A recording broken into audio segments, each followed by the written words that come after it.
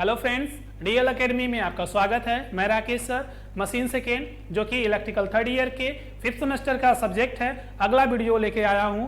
तो आइए पिछले वीडियो के बारे में थोड़ा सा डिस्कस करते हैं कि हमने क्या टॉपिक पढ़ा था। तो हम लोगों ने पढ़ा था रोटर फ्रीक्वेंसी के बारे में, जो कि आपका ये टॉपिक क्लियर हो गया था। इसका जो मान आया था वो FR is equal to S into FS, ये आपका मान आया था। अब इसमें आपका FR क्या है, तो वो आपका है रोटर फ्रीक्वेंसी। रोटर फ्रीक्वेंसी है, ये S की वैल्यू आपकी स्लिप का मान है और FS जो होगा आपके स्टेटर की फ्रीक्वेंसी होगी। स्टेटर की फ्रीक्वेंसी होगी। ठीक है दोस्तों, तो ये 3 टॉपिक आपके आए थे पिछले टॉपिक में। अब आगे कंटिन्यू करते हैं रोटर EMF को लेकर के। तो आइए देखते हैं रोटर EMF क्या है। तो रोटर EMF जो आपका होगा वो समझने के लिए हमें देखना पड़ेगा कि जो आपका जो पिछला कंस्ट्रक्शन था, जो पिछली संरचना थी, उसको एक बार बना लेते हैं। इससे आपको समझने में थोड़ा आसानी हो जाएगी। तो यहाँ पे आपके यहाँ पे EMF जो होगा, जो इसे सप्लाई दी जाएगी, इसके वजह से जो आपकी रोटर संरचना होगी उसमें स्टैंड स्टिल कंडीशन, अब कोई भी डाउट नहीं रहना चाहिए कि स्टैंड स्टिल कंडीशन क्या है। रोटर की जो स्पीड NR बराबर 0 होगी या रोटर स्थिर अवस्था में होगा, उसे ही स्टैंड स्टिल कंडीशन कहेंगे। तो रोटर का जो EMF होगा वो E2 EMF होगा। ठीक, अब जब रोटर E2 EMF होगा किस स्थिति में, तो स्टैंड स्टिल कंडीशन में। स्टैंड स्टिल कंडीशन में, तो दोस्तों स्टैंड स्टिल कंडीशन में या फिर कह सकते हैं स्थिर अवस्था में, स्थिर अवस्था में आपके रोटर का जो EMF होगा वो E2 वोल्ट होगा। स्टैंड स्टिल कंडीशन में rotor EMF, rotor EMF electromotive force is equal to E2 volt. ठीक है दोस्तों, तो रोटर के स्टैंड स्टिल कंडीशन में स्थिर अवस्था में जो EMF होगा वो E2 वोल्ट होगा। अब जब रोटर गतिमान हो जाएगा, यानी स्टेटर के चुंबकीय क्षेत्र की गति जो NS थी, इससे अब रोटर की गति NR मिलने लगेगी, तब इनकी सापेक्ष गति यानी दोनों की गतियों में अंतर मिलने लगेगा। ऐसी स्थिति में जब जो 0 स्पीड पर था तो E2 था, तो मानते हैं कि 1 RPM पर कितना होगा, तो 1 RPM पर EMF बराबर E2 अपान NS होगा, ये इतना वोल्ट आएगा।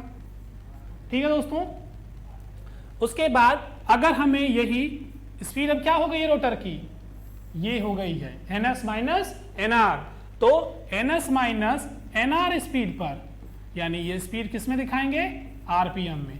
इस गति पर EMF कितना होगा, तो इसे देख लेते हैं। 1 RPM पर हमारा EMF था E2 अपान NS, तो हमारा जो होगा NS माइनस NR RPM पर जो E2 का मान आएगा वो हो जाएगा, सॉरी EMF का मान जो होगा वो हो जाएगा E2 अपान NS into NS minus NR। ये अब आपको पता है कि E2 आगे कर लेते हैं, NS माइनस NR अपान NS। इसे हम किससे प्रदर्शित किए थे, अभी पिछले लेक्चर में हम लोगों ने देखा कि NS माइनस NR अपान NS को स्लिप के द्वारा प्रदर्शित करते हैं। तो इस तरीके से हमारे EMF का मान S इंटू E2 प्राप्त होगा। ठीक है दोस्तों, तो रोटर EMF यहाँ पे लिख लेते हैं, रोटर EMF आपका मिलेगा SE2 वोल्ट। ये ध्यान दीजिएगा, ये किस गति पर मिलेगा, तो at NS minus NR RPM speed. ठीक है दोस्तों, ये रोटर के NS minus NR RPM speed पर रोटर का EMF S into E2 volt होगा। ठीक है, अब अगले टॉपिक के बारे में डिस्कस करते हैं। तो अगला टॉपिक जो आपका है वो अगला टॉपिक आपका आएगा आपका रोटर इंडक्टेंस। रोटर इंडक्टेंस के बारे में पढ़ेंगे। तो यहाँ पे हमें रोटर इंडक्टेंस में पढ़ने की जरूरत क्यों हुई? क्योंकि आपको पता है कि जो रोटर इंडक्टेंस का फॉर्मूला या इंडक्टेंस का सिंपली फॉर्मूला होता है x is equal to 2 pi F L ohm होता है। ठीक है दोस्तों, आपके इंडक्टेंस का formula 2 pi F L ohm होता है। लेकिन यहाँ पे हमें क्यों पढ़ने की जरूरत हुई, क्यों परिवर्तनीय होगा? तो यहाँ पे जो हमारा मेन घटक है जो इसमें मान को, हमारे रोटर के मान को बदलेगा, वो हमारी है रोटर की फ्रीक्वेंसी एफ आर। ठीक है दोस्तों, यहाँ पे एफ आर के मान के बदलने की वजह से आपके यक्स यानी इंडक्टिव रिएक्टेंस या कह सकते हैं रोटर इंडक्टेंस के मान में भी परिवर्तन होगा। तो इसके मान में परिवर्तन होगा तो वो देख लेते हैं कैसे होगा। तो यहाँ पे इसके मान में जो परिवर्तन आएगा वो आपके जब N R is equal to 0 होगा तब इंडक्टेंस, ठीक है भाई, इंडक्टेंस यक्स की वैल्यू आपकी कितनी होगी x2 की, वो हो जाएगी आपकी 2 पाई एफ एल, या ही इसे कह सकते हैं 2 पाई एफ एस एल, या इसे 2 पाई एफ आर एल कहेंगे। वजह ये क्योंकि जो स्टैंड स्टिल कंडीशन है या स्थिर अवस्था है, जब एन आर बराबर 0 होता है उस समय हमारे एफ आर का मान एफ एस के बराबर होता है। तो उस अवस्था में हम इसे एफ से दर्शाएं, चाहे एफ आर से दर्शाएं, चाहे एफ एस से दर्शाएं, तीनों के मान बराबर होंगे। लेकिन जब रोटर गतिमान हो जाता है ऐसी स्थिति में तो N S minus N R RPM पर रोटर का इंडक्टेंस x2 का मान कितना हो जाएगा? अब x2 का मान हो जाएगा 2 पाई और f की जगह पे क्या आ जाएगा? s इंटू एफ एस और ये l। इस तरीके से 2 pi F S L into S. तो इसे कह सकते हैं s इंटू ये हो जाएगा x2, ये आपका डैश हो जाएगा। जब रोटर गति करने लगेगा तो x2 डैश हो जाएगा, तो ये हो जाएगा यस x2। ठीक है दोस्तों, और इसे दर्शाते हैं ओम में। रेजिस्टेंस हो या इंडक्टेंस हो या इम्पीडेंस हो, उसे ओम में ही प्रदर्शित करते हैं। तो इस तरीके से आपका जो रोटर इंडक्टेंस है वो पता चल गया कि x2 डैश का मान यस x2 के बराबर होगा। अब अगले टॉपिक को पढ़ते हैं जो कि आपका अगला टॉपिक है rotor impedance. Rotor impedance, rotor impedance को हम दर्शाते हैं Z2 से। ठीक है दोस्तों, तो Z2 का ये मान प्रदर्शित किया जाएगा। तो देखते हैं कि किस अवस्था में इसका मान कितना होता है। तो at N R is equal to 0 RPM, N R के 0 आरपीएम पर जो Z2 का मान होगा वो आपका आएगा अंडर रूट में R2 का स्क्वायर प्लस x2 का स्क्वायर, और ये होगा ओम में। ठीक है, क्योंकि एनआर आरपीएम पर जो आपका x का मान होगा, जो x2 का मान होगा वो मात्र x2 होता है, इसमें यस x2 नहीं जुड़ता। लेकिन at ns minus N R RPM, यानी जब रोटर की गति मिलने लगती है और वो एनआर आरपीएम पर घूमने लगता है तो सापेक्ष गति, जिसे रिलेटिव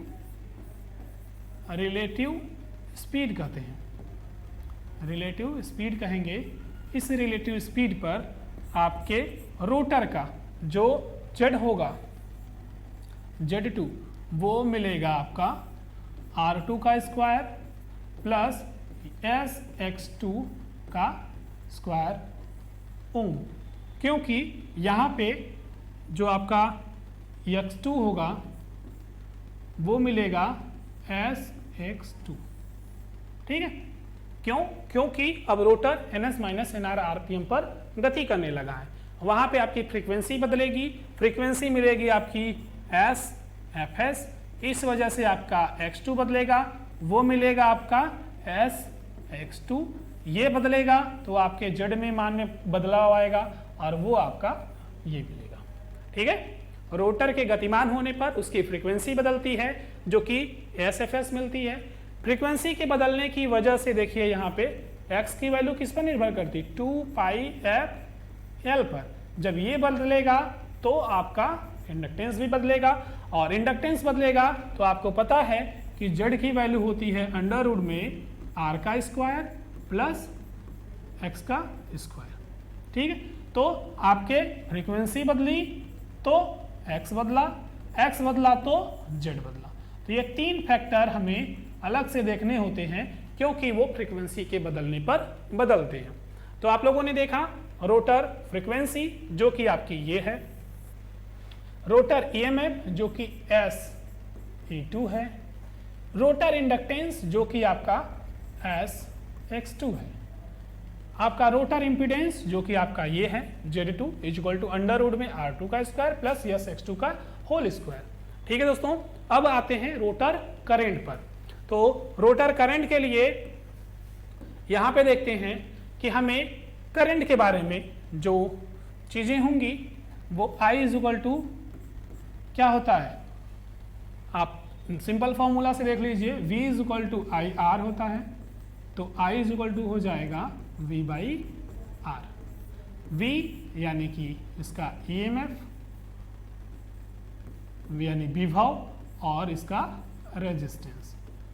तो रेजिस्टेंस हो जाएगा, लेकिन यह डीसी मशीन के लिए। एसी में आपका यहाँ पे ईएमएफ होगा और आर की जगह पे इम्पीडेंस होगा।